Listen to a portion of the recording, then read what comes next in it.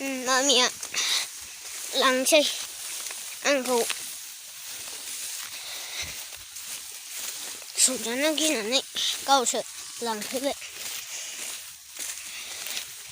दिनै first time आरो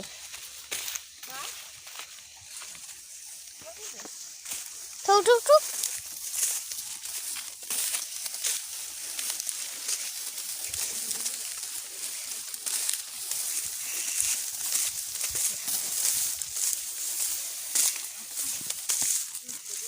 नाराबारिथार मोनबाय लोगोफोर। मामिया खासै आं खानो रोङा नालाय।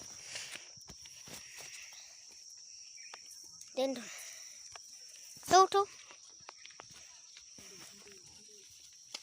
आं भिडिअखौ दोनथ'नाय जासै लोगोफोर। आं आथिं आखाइ सुनानै लेखा फरायनोसै। आदा आब'मोन बाय बाय लोगोफोर।